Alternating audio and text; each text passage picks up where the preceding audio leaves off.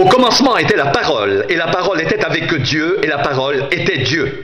Elle était au commencement avec Dieu. Toutes choses ont été faites par elle, et rien de ce qui a été fait n'a été fait sans elle. En elle était la vie, et la vie était la lumière des hommes. La lumière luit dans les ténèbres, et les ténèbres ne l'ont point reçue. Et il y eut un homme envoyé de Dieu, son nom était Jean.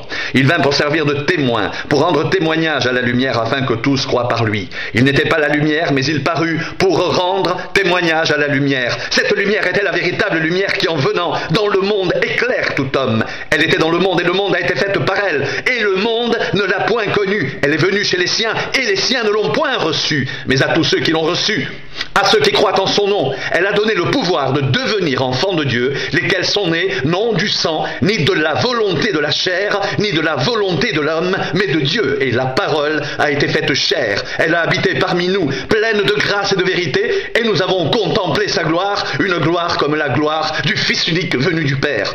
Jean lui a rendu témoignage et s'est écrié: c'est celui dont j'ai dit, celui qui vient après moi m'a précédé, car il était avant moi.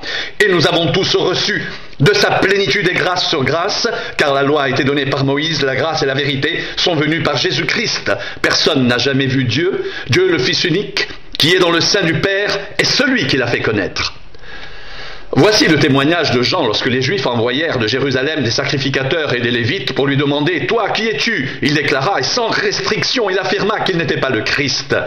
Ils lui demandèrent: « Quoi donc? Es-tu Élie » Et il dit: « Je ne le suis point. » « Es-tu le prophète » Et il répondit: « Non. » Ils lui dirent alors: « Qui es-tu » afin que nous donnions une réponse à ceux qui nous ont envoyés. « Que dis-tu de toi-même » Moi, dit-il, je suis la voix de celui qui crie dans le désert: aplanissez le chemin du Seigneur, comme a dit Ésaïe le prophète. Ceux qui avaient été envoyés étaient des pharisiens. Ils lui posèrent encore cette question: pourquoi donc baptises-tu si tu n'es pas le Christ, ni Élie, ni le prophète? Jean leur répondit: moi je baptise d'eau, mais au milieu de vous il y a quelqu'un que vous ne connaissez pas, qui vient après moi. Je ne suis pas digne de délier la courroie de ses souliers. Ces choses se passèrent à Béthanie, au-delà du Jourdain, où Jean baptisait. Le lendemain, il vit Jésus venant à lui, et il dit: voici l'agneau de Dieu qui ôte le péché du monde. C'est celui dont j'ai dit: après moi vient un homme qui m'a précédé, car il était avant moi. Je ne le connaissais pas, mais c'est afin qu'il soit manifesté à Israël que je suis venu baptiser d'eau. Jean rendit ce témoignage: j'ai vu l'Esprit descendre du ciel comme une colombe et s'arrêter sur lui. Je ne le connaissais pas, mais celui qui m'a envoyé baptiser d'eau m'a dit: celui sur qui tu verras l'Esprit descendre et s'arrêter, c'est celui qui baptise du Saint-Esprit. Et j'ai vu et j'ai rendu témoignage qu'il est le Fils de Dieu. Il y eut un homme d'entre les pharisiens nommé Nicodème, un chef des Juifs, qui vint, lui, auprès de Jésus de nuit, et lui dit: Rabbi, nous savons que tu es un docteur venu de Dieu, car personne ne peut faire ces miracles que tu fais si Dieu n'est avec lui. Jésus lui répondit: en vérité, je te le dis, si un homme ne naît de nouveau, il ne peut voir le royaume de Dieu. Nicodème lui dit: comment un homme peut-il naître quand il est vieux? Peut-il rentrer dans le sein de sa mère et naître? Jésus répondit: en vérité, je te le dis, si un homme ne naît d'eau et d'esprit, il ne peut entrer dans le royaume de Dieu. Ce qui est né de la chair est chair, ce qui est né de l'esprit est esprit. Ne t'étonne pas que je t'ai dit: il faut que vous naissiez de nouveau. Le vent souffle où il veut, et tu en entends le bruit, mais tu ne sais d'où il vient ni où il va. Il en est ainsi de tout homme qui est né de l'esprit. Nicodème lui dit: comment cela peut-il se faire? Jésus lui répondit: tu es le docteur d'Israël et tu ne sais pas ces choses. En vérité, je te le dis, nous disons ce que nous savons et nous rendons témoignage de ce que nous avons vu, et vous ne recevez pas notre témoignage si vous ne croyez pas. Quand je vous ai parlé des choses terrestres, comment croirez-vous quand je vous parlerai des choses célestes? Personne n'est monté au ciel, si ce n'est celui qui est descendu du ciel, le Fils de l'homme qui est dans le ciel.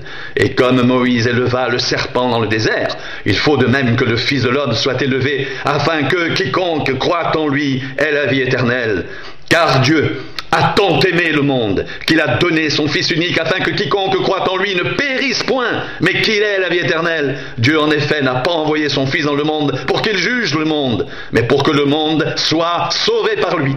Celui qui croit en lui n'est point jugé, mais celui qui ne croit pas est déjà jugé, parce qu'il ne croit pas au nom du Fils unique de Dieu. Et ce jugement, c'est que la lumière étant venue dans le monde, les hommes ont préféré les ténèbres à la lumière, parce que leurs œuvres étaient mauvaises. Car quiconque fait le mal est la lumière, et ne vient point à la lumière de peur que ses œuvres ne soient dévoilées, mais celui qui agit selon la vérité vient à la lumière, afin que ses œuvres soient manifestées, parce qu'elles sont faites en Dieu. Après cela, Jésus, accompagné de ses disciples, se rendit dans la terre de Judée, et là, il demeurait avec eux, il baptisait. Jean aussi baptisait à Hénon, près de Salim, parce qu'il y avait là beaucoup d'eau, et on y venait pour être baptisé, car Jean n'avait pas encore été mis en prison. Or, il s'éleva de la part des disciples de Jean une dispute avec un juif touchant la purification. Ils vinrent trouver Jean et lui dirent: Rabbi, celui qui était avec toi au-delà du Jourdain, et à qui tu as rendu témoignage, voici, il baptise, et tous vont à lui. Jean répondit: un homme ne peut recevoir que ce qui lui a été donné du ciel. Vous-même m'êtes témoin que j'ai dit: je ne suis pas le Christ, mais j'ai été envoyé devant lui. Celui à qui appartient l'épouse, c'est l'époux, mais l'ami de l'époux qui se tient là et qui l'entend éprouve une grande joie à cause de la voix de l'époux. Aussi cette joie, qui est la mienne, est parfaite.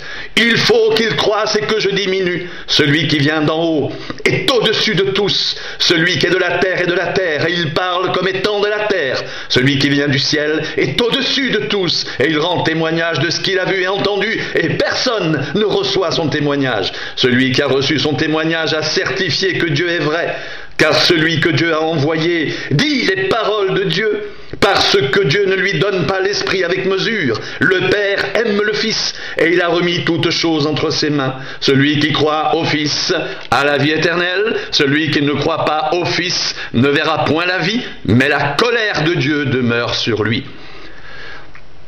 Le Seigneur sut que les pharisiens avaient appris qu'il faisait et baptisait plus de disciples que Jean. Toutefois, Jésus ne baptisait pas lui-même, mais c'étaient ses disciples. Alors il quitta la Judée et retourna en Galilée. Comme il fallait qu'il passe par la Samarie, il arriva dans une ville de Samarie nommée Sichar, près du champ que Jacob avait donné à Joseph son fils. Là se trouvait le puits de Jacob. Jésus, fatigué du voyage, était assis au bord du puits. C'était environ la 6e heure. Une femme de Samarie vint puiser de l'eau. Jésus lui dit: donne-moi à boire, car ses disciples étaient allés à la ville pour acheter des vivres. La femme samaritaine lui dit: comment, toi qui es juif, me demandes-tu à boire, à moi qui suis une femme samaritaine? Les juifs, en effet, n'ont pas de relation avec les samaritains. Jésus lui répondit: si tu connaissais le don de Dieu, et qui est celui qui te dit: donne-moi à boire, tu lui aurais toi-même demandé à boire, et il t'aurait donné de l'eau vive. Seigneur, lui dit la femme, tu n'as rien pour puiser, le puits est profond, d'où aurais-tu donc cette eau vive? Es-tu plus grand que notre père Jacob, qui nous a donné ce puits, et qui en a bu lui-même, ainsi que ses fils et ses troupeaux? Jésus lui répondit: quiconque boit de cette eau aura encore soif, mais celui qui boira de l'eau que je lui donnerai n'aura jamais soif, et l'eau que je lui donnerai deviendra en lui une source d'eau qui jaillira jusque dans la vie éternelle. La femme lui dit: Seigneur, donne-moi cette eau, afin que je n'ai plus soif et que je ne vienne plus puiser ici. Va, lui dit Jésus, appelle ton mari et viens ici. La femme répondit: je n'ai point de mari. Jésus lui dit: tu as eu raison de dire je n'ai point de mari, car tu as eu 5 maris, et celui que tu as maintenant n'est pas ton mari. En cela tu as dit vrai. Seigneur, lui dit la femme, je vois que tu es prophète. Nos pères ont adoré sur cette montagne, et vous dites, vous, que le lieu où il faut adorer est à Jérusalem. Femme, lui dit Jésus, crois-moi, l'heure vient où ce ne sera ni sur cette montagne, ni à Jérusalem que vous adorerez le Père. Vous adorez ce que vous ne connaissez pas. Nous adorons ce que nous connaissons, car le salut vient des Juifs. Mais l'heure vient, et elle est déjà venue, où les vrais adorateurs adoreront le Père, en esprit et en vérité, car ce sont là les adorateurs que le Père demande. Dieu est esprit, et il faut que ceux qui l'adorent, l'adorent en esprit et en vérité. La femme lui dit: je sais que le Messie doit venir, celui qu'on appelle Christ. Quand il sera venu, il nous annoncera toutes choses. Jésus lui dit: je le suis, moi qui te parle. Là-dessus arrivèrent ses disciples, qui furent étonnés de ce qu'il parlait avec une femme. Toutefois, aucun ne dit: que demandes-tu? Ou de quoi parles-tu avec elle? Alors la femme, ayant laissé sa cruche, s'en alla dans la ville et dit aux gens: venez voir un homme qui m'a dit tout ce que j'ai fait. Ne serait-ce point le Christ? » Ils sortirent de la ville et ils vinrent vers lui. Pendant ce temps, les disciples le pressaient de manger, disant: « Rabbi, mange. » Mais il leur dit: « J'ai à manger une nourriture que vous ne connaissez pas. » Les disciples se disaient donc les uns aux autres: « Quelqu'un lui aurait-il apporté à manger ?» Jésus leur dit: « Ma nourriture est de faire la volonté de celui qui m'a envoyé et d'accomplir son œuvre. » Ne dites-vous pas qu'il y a encore 4 mois jusqu'à la moisson? Voici, je vous le dis, levez les yeux et regardez les champs qui déjà blanchissent pour la moisson. Celui qui moissonne reçoit un salaire et amasse des fruits pour la vie éternelle, afin que celui qui sème et celui qui moissonne se réjouissent ensemble. Car en ceci, ce qu'on dit est vrai, l'un sème et l'autre moissonne. Je vous ai envoyé moissonner où vous n'avez pas travaillé. D'autres ont travaillé et vous êtes entrés dans leur travail. Plusieurs Samaritains de cette ville crurent en Jésus à cause de cette déclaration formelle de la femme. Il m'a dit tout ce que j'ai fait. Aussi, quand les Samaritains vinrent le trouver, ils le prièrent de rester auprès d'eux, et il resta là 2 jours. Un beaucoup plus grand nombre crurent à cause de sa parole, et il disait à la femme: « Ce n'est plus à cause de ce que tu as dit que nous croyons, car nous l'avons entendu nous-mêmes, et nous savons qu'il est vraiment le Sauveur du monde. » Après ces 2 jours, Jésus partit de là pour se rendre en Galilée, car il avait déclaré lui-même qu'un prophète n'est pas honoré dans sa propre patrie. Lorsqu'il arriva en Galilée, il fut bien reçu des Galiléens qui avaient vu tout ce qu'il avait fait à Jérusalem pendant la fête, car eux aussi étaient allés à la fête. Il retourna donc à Cana en Galilée, où il avait changé l'eau en vin. Il y avait à Capernaum un officier du roi, dont le fils était malade. Ayant appris que Jésus était venu de Judée en Galilée, il alla vers lui et le pria de descendre et de guérir son fils, qui était près de mourir. Jésus lui dit: « Si vous ne voyez des miracles et des prodiges, vous ne croyez point. » L'officier du roi lui dit: « Seigneur, descends avant que mon enfant meure. » « Va, lui dit Jésus, ton fils vit. » Et cet homme crut à la parole que Jésus lui avait dite, et il s'en alla. Comme il descendait déjà, ses serviteurs venant à sa rencontre lui apportèrent cette nouvelle: « Ton enfant vit. » Il leur demanda à quelle heure il s'était trouvé mieux, et ils lui dirent: « Hier, à la 7e heure, la fièvre l'a quitté. » Le père reconnut que c'était à cette heure-là que Jésus lui avait dit: « Ton fils vit. » Et il crut, lui et toute sa maison. Jésus fit encore ce second miracle lorsqu'il fut venu de Judée en Galilée. Après cela, il y eut une fête des Juifs et Jésus monta à Jérusalem. Or, à Jérusalem, près de la porte des brebis, il y avait une piscine qui s'appelle en hébreu Bethesda, et qui a 5 portiques. Sous ces portiques étaient couchés en grand nombre des malades, des aveugles, des boiteux, des paralytiques qui attendaient le mouvement de l'eau, car un ange descendait de temps en temps dans la piscine et agitait l'eau, et celui qui y descendait le premier après que l'eau avait été agitée était guéri, quelle que soit sa maladie. Là se trouvait un homme malade depuis 38 ans. Jésus, l'ayant vu coucher, sachant qu'il était déjà malade depuis longtemps, lui dit: « Veux-tu être guéri ?» Le malade lui répondit: « Seigneur, je n'ai personne pour me jeter dans la piscine quand l'eau est agitée, et pendant que j'y vais, un autre descend avant moi. »« Lève-toi, lui dit Jésus, prends ton lit et marche. » Aussitôt cet homme fut guéri, il prit son lit et marcha. C'était un jour de sabbat. Les Juifs dirent donc à celui qui avait été guéri: « C'est le sabbat, il ne t'est pas permis d'emporter ton lit. » Il leur répondit: « Celui qui m'a guéri m'a dit: prends ton lit et marche. » Et lui demandèrent: « Qui est l'homme qui t'a dit: prends ton lit et marche ?» Mais celui qui avait été guéri ne savait pas qui c'était, car Jésus avait disparu de la foule qui était en ce lieu. Depuis, Jésus le trouva dans le temple et lui dit: « Voici, tu as été guéri, ne pêche plus de peur qu'il ne t'arrive quelque chose de pire. » Cet homme s'en alla et annonça aux Juifs que c'était Jésus qui l'avait guéri. C'est pourquoi les Juifs poursuivaient Jésus, parce qu'il faisait ces choses le jour du sabbat. Mais Jésus leur répondit: « Mon Père agit jusqu'à présent, moi aussi j'agis. » À cause de cela, les Juifs cherchaient encore plus à le faire mourir, non seulement parce qu'il violait le sabbat, mais parce qu'il appelait Dieu son propre Père, se faisant lui-même égal à Dieu.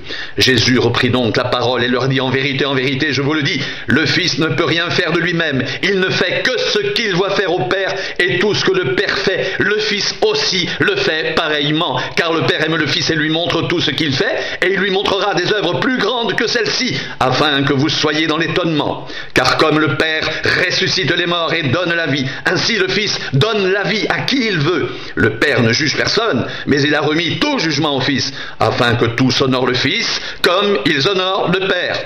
Celui qui n'honore pas le Fils n'honore pas le Père qui l'a envoyé. En vérité, je vous le dis, celui qui écoute ma parole et qui croit à celui qui m'a envoyé a la vie éternelle et ne vient point en jugement, mais il est passé de la mort à la vie. En vérité, je vous le dis, l'heure vient. Il est déjà venu où les morts entendront la voix du Fils de Dieu, et ceux qui l'auront entendu vivront. Car comme le Père a la vie en lui-même, ainsi il a donné au Fils d'avoir la vie en lui-même, et il lui a donné le pouvoir de juger parce qu'il est fils de l'homme. Ne vous étonnez pas de cela, car l'heure vient où tous ceux qui sont dans les sépulcres entendront sa voix et en sortiront. Ceux qui auront fait le bien ressusciteront pour la vie, ceux qui auront fait le mal ressusciteront pour le jugement. Je ne puis rien faire de moi-même, d'après ce que j'entends, je juge, et mon jugement est juste, parce que je ne cherche pas ma volonté, mais la volonté de celui qui m'a envoyé. Si c'est moi qui rends témoignage de moi-même, mon témoignage n'est pas vrai. Il y en a un autre qui rend témoignage de moi, et je sais que le témoignage qu'il rend de moi est vrai.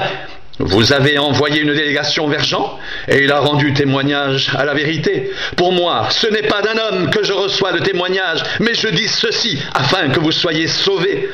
Jean était la lampe qui brûle, et qui lui?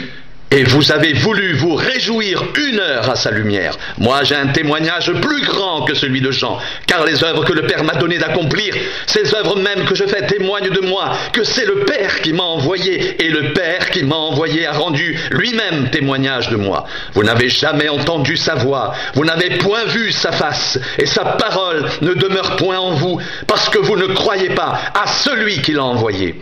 Vous sondez les Écritures, parce que vous pensez avoir en elles la vie éternelle.